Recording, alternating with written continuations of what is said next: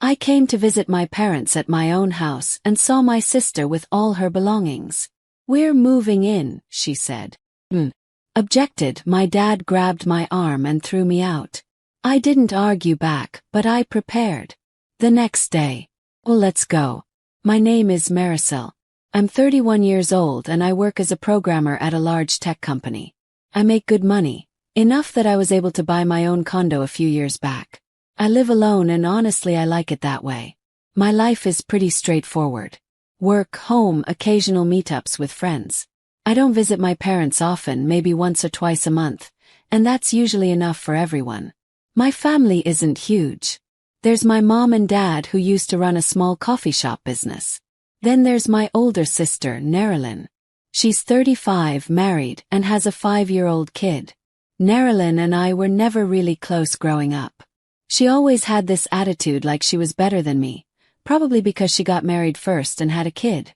My parents always seemed to favor her too. But I stopped caring about that a long time ago. Our grandmother died when I was 17. She was old and sick for years before she passed. My parents told me she left everything to them in her will, mainly her house. I didn't question it at the time because I was just a kid dealing with grief. The house was nice, a decent property in a good neighborhood. My parents moved in there and lived comfortably for years. 2 years ago, everything changed. My parents showed up at my condo one evening, both looking panicked and stressed.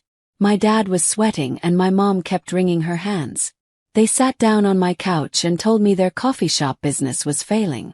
They said they were on the verge of bankruptcy and needed money immediately to save it. "How much?" I asked. $265, $500, my dad said, not meeting my eyes. Almost choked. That was a massive amount of money. But then my mom jumped in with their proposal. They said if I gave them the money, they would transfer their house to me. The house that used to belong to my grandmother.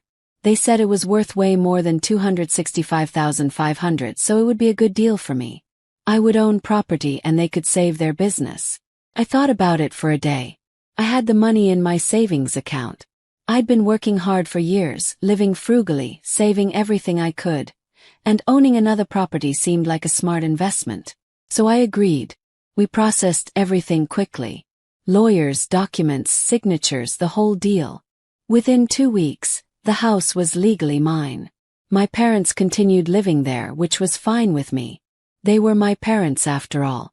I started paying the property taxes and all the monthly utility bills for the house. Internet, electricity, water, cable, TV, everything.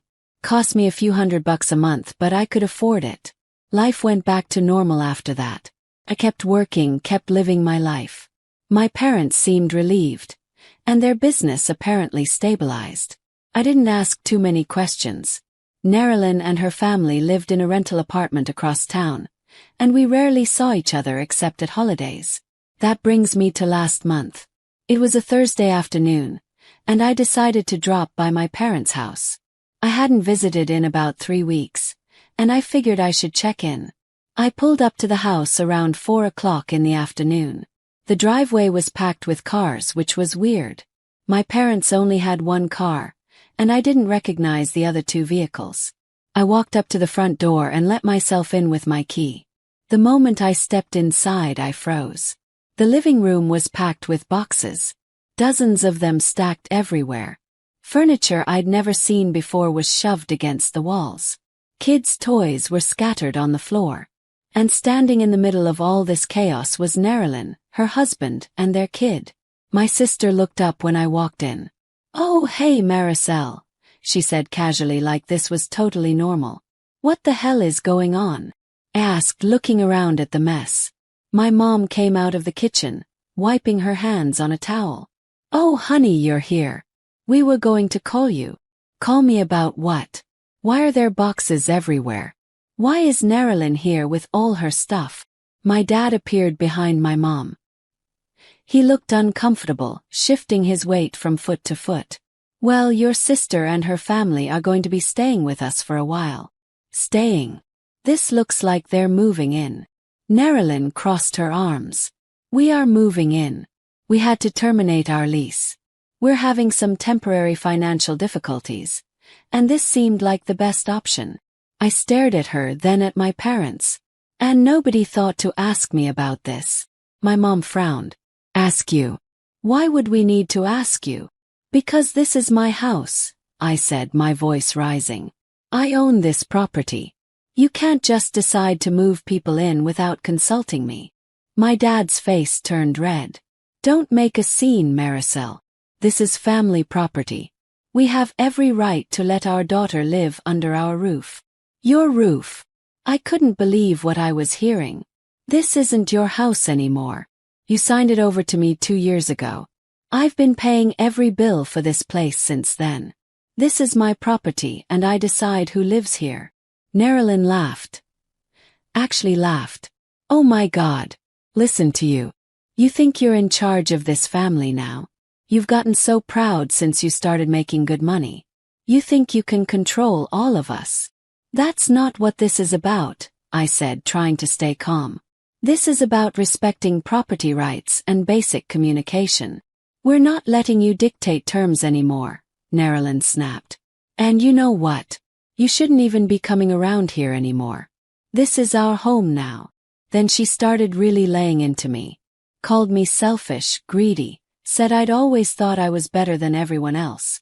My parents just stood there letting her go off on me. Finally I turned to them. Are you going to say anything about this? My dad stepped forward. Nera's right. You have no business trying to forbid your sister from being here. This house belonged to your grandmother. It's been in our family for years. And now it belongs to me, I said firmly. Legally on paper I have the deed. That's when things really exploded. My mom started yelling that I was heartless and ungrateful. My dad called me selfish and greedy. Nerilyn joined in, screaming about how I'd always been jealous of her. It turned into a massive fight, everyone shouting over each other. Then my dad grabbed my arm hard. He dragged me toward the front door. You've annoyed everyone enough. You're ruining everyone's mood. Get out. He actually pushed me out the door and slammed it behind me. I stood there in shock, rain starting to pour down on me. I looked through the living room window and saw Nerilyn and her husband unpacking boxes, arranging their stuff like they owned the place. My parents had disappeared into another room. I was standing in the rain, soaked, staring at my own house from which I'd just been physically thrown out. I stood there in the rain for maybe 5 minutes, completely soaked, watching my sister unpack her life into my house. Then I turned around, got in my car and drove home. My hands were shaking on the steering wheel. I kept replaying the scene in my head. My own father had physically dragged me out. My own family had kicked me out of my own property. When I got back to my condo, I stripped off my wet clothes and sat on my couch staring at the wall. I was furious. Not just angry, but that deep kind of rage that makes your whole body feel hot. They thought they could just take over my house. They thought I would just accept this. I grabbed my phone and started making calls. First, I called the internet provider. When the customer service rep answered, I gave them the address of my parents' house and my account information. I need to disconnect the internet service at this address immediately, I said.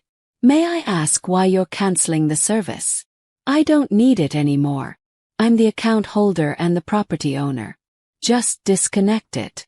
We can have a technician out there by tomorrow afternoon. Perfect. Next, I called the cable TV company. Same conversation, then the electric company. That one took a bit more convincing because they wanted to make sure I understood what I was doing, but eventually they agreed to disconnect service within 24 hours. If you need to restore service in the future, just give us a call, the rep said. I'll do that if necessary, I replied. I hung up and felt a small sense of satisfaction. Let them sit in the dark for a while. Let them think about who actually owned that house. That evening my phone started blowing up. First my mom called. I didn't answer, then my dad, then Nerilyn, then all three of them together over and over. I let every call go to voicemail. Then the text messages started coming in. Nera's messages were the most aggressive. What the hell did you do? The power just went out. The internet is gone. You can't do this to us. We have a child here. I'm calling the police. I'm taking you to court. You're making this house uninhabitable on purpose. I read through all the messages, then typed out one response and sent it to the group chat with all three of them. You can try going to the police or court if you want. But first, remember who actually owns that house. All the utilities are in my name. I pay for everything and I can turn them off whenever I want. Then I muted the conversation and went to bed. The next morning, I woke up feeling clearer about what I needed to do. I had a friend from college, Bryony, who was now a lawyer. We'd stayed in touch over the years, and I trusted her completely. I called her office and made an appointment for that same day. When I walked into her office that afternoon, she could tell something was wrong just by looking at my face. "What happened?" she asked, gesturing for me to sit down. I told her everything. The whole story, from my parents asking for money 2 years ago to signing over the house to yesterday's disaster. She listened without interrupting, taking notes on her legal pad. When I finished, she put down her pen and looked at me. "Okay, first things first. I'm going to prepare an eviction notice for your parents and your sister's family. You'll need to give them 30 days to vacate the property. That's the legal requirement." 30 days, I repeated. "Yes, and just so you know, they have absolutely no legal rights to that house. Your parents have been living there solely because you've allowed it. You can revoke that permission at any time." I nodded, feeling a bit relieved that the law was on my side. Then Bryony leaned back in her chair and gave me a long look. "Can I ask you something? I've never liked the story about how your grandmother left everything to your parents instead of you." I frowned. "What do you mean? Your grandmother died when you were 17, right?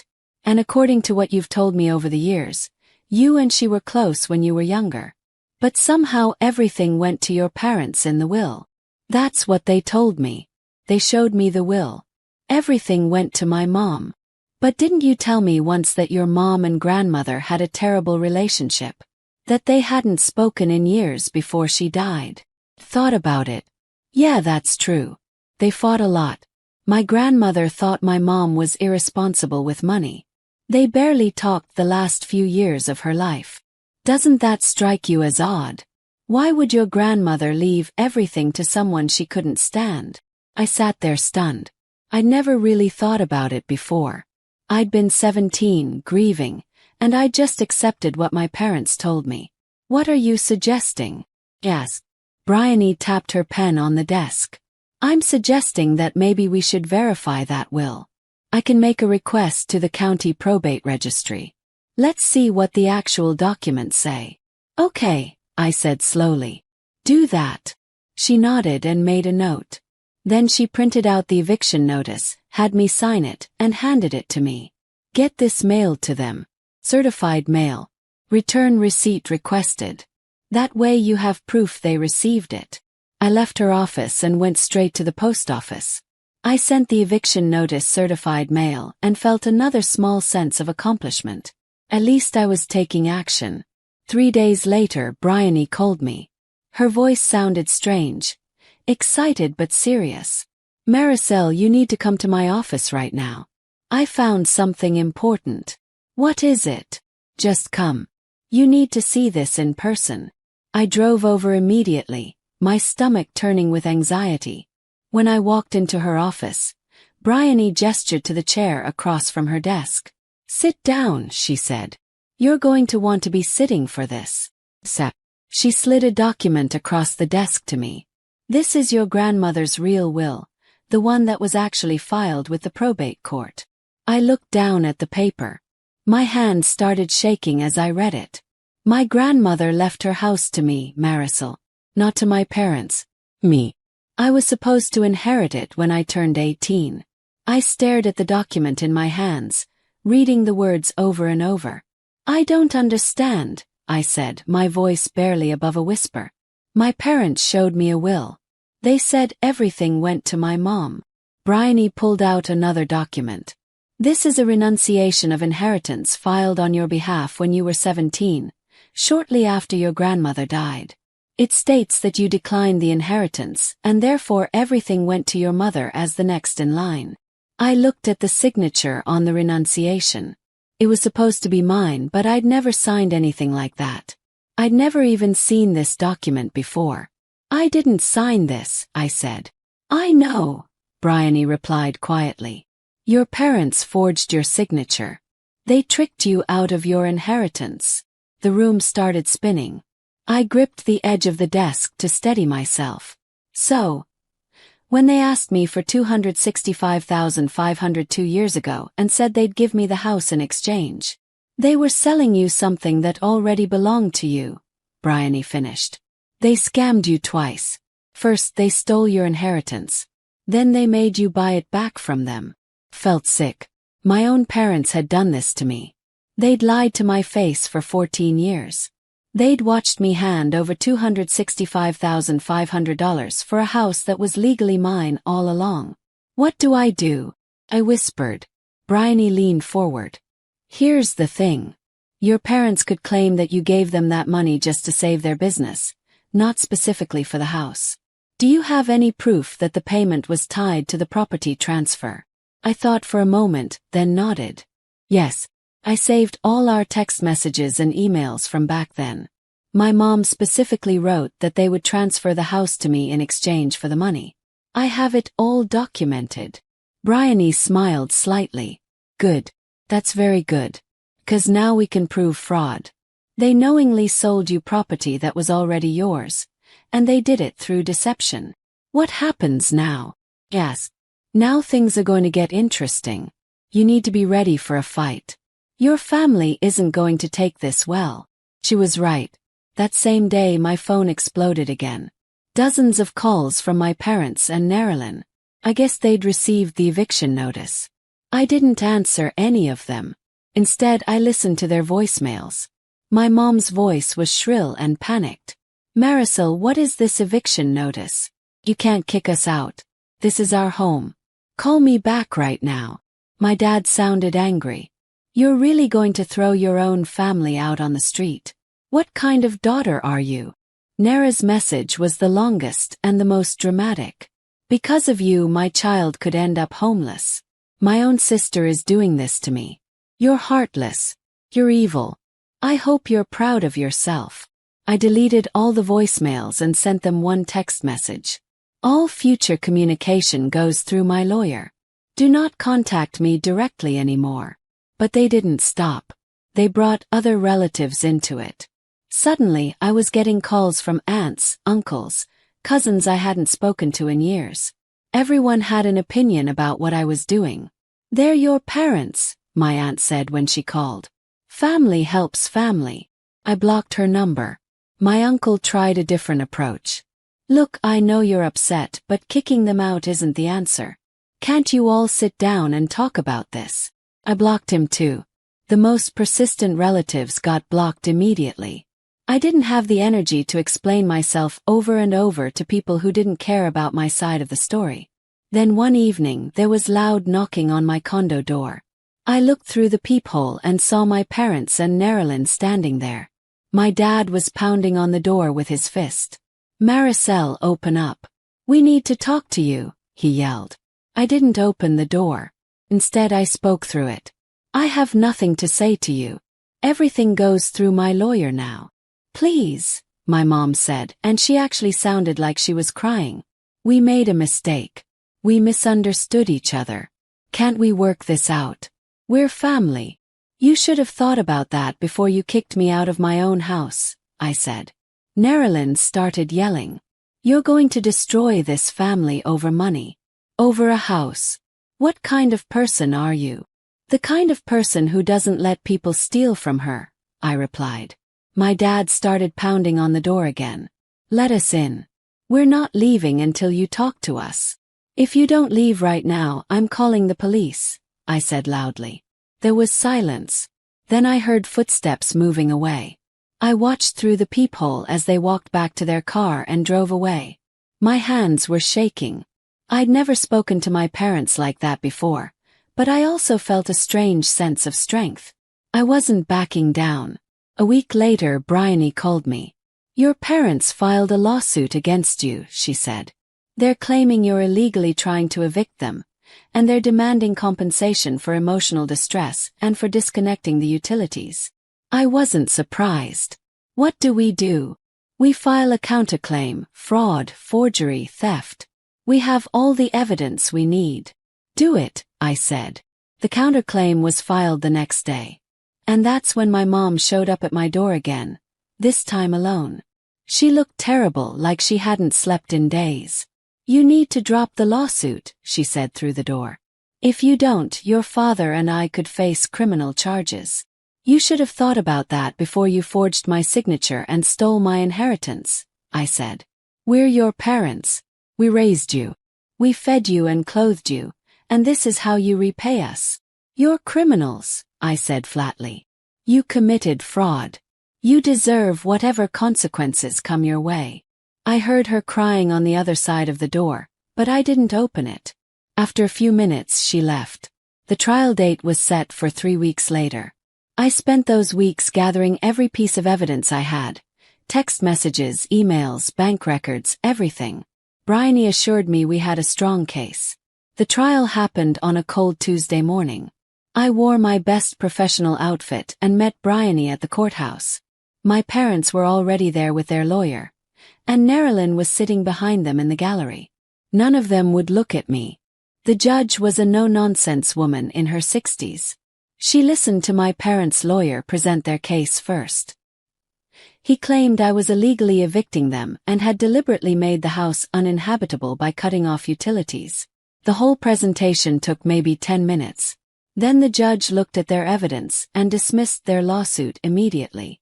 The plaintiff has no legal standing. Ms. Maricel owns the property and can evict tenants as she sees fit. Case dismissed. My parents' lawyer looked stunned. The whole thing had taken 15 minutes. Then we moved to my counterclaim. Bryony presented everything. The real will, the forged renunciation, the text messages proving my parents had sold me my own house, the bank transfer records. It was all there, clear as day. The judge examined each document carefully. Then she looked at my parents. Did you forge your daughter's signature on this renunciation of inheritance? My dad stammered something, but the judge cut him off. Yes or no? We thought we were doing what was best, my mom said weakly. That is not an answer to my question. Neither of them responded. The judge's verdict came swiftly. My parents had forged my signature, illegally taken my inheritance, and then defrauded me of $265,500. Each of them received 2 years of probation. They were ordered to pay me back the full $265,500 plus $58,000 for emotional damages. They also had to cover all court costs. When the judge announced the sentence, my mom started sobbing loudly. My dad clutched his chest like he was having a heart attack. Nerilyn jumped up and screamed at me. You're heartless. You're an ungrateful daughter. I hope you're happy. Security had to escort her out. I sat there feeling numb. I'd won, but it didn't feel like victory. Just felt like the end of something. My parents and Nerilyn were evicted from the house immediately after the trial. Within 2 weeks, my parents sold their coffee shop to pay me what they owed. The money appeared in my account along with the additional damages. Some relatives reached out to say they understood why I'd done what I did. Others sent nasty messages calling me cruel and vindictive. I blocked the nasty ones and stayed polite with the understanding ones. A couple months later, I heard through mutual acquaintances that my parents had bought an old run-down house on the outskirts of Hawthorne Ridge with what little money they had left. Nerilyn and her family moved in with them. Apparently, they were all struggling financially, and both my parents had to get jobs at a nearby supermarket just to make ends meet. I felt nothing when I heard that news. Maybe I should have felt guilty, but I didn't. They'd made their choices. I sold my grandmother's house. After everything that happened, I couldn't stand the thought of keeping it. Then I sold my condo too, and moved to a different state entirely. My company let me work remotely, so I didn't even have to quit my job. 6 months have passed since the trial. I haven't spoken to my parents or Nerilyn once. I don't plan to ever speak to them again. From what I hear through relatives, they're still barely getting by financially. The only person from that situation I feel sorry for is my nephew. He's just a kid, and none of this was his fault. So, I opened a trust fund in his name and deposited money for his education. If he wants to contact me when he's older, I'll gladly give him access to it. He deserves better than the mess his family created. As for my parents and Nerilyn, they're dead to me. They stole from me twice and showed no remorse until they got caught. That's not family. That's just people who share my DNA. I'm doing fine now. Better than fine, actually. I have a good job, a fresh start in a new place, and I'm finally free from all their drama. Some people say I went too far, that I should have forgiven them. But I don't see it that way. I see it as standing up for myself and refusing to be a victim. And I'd do it all over again if I had to.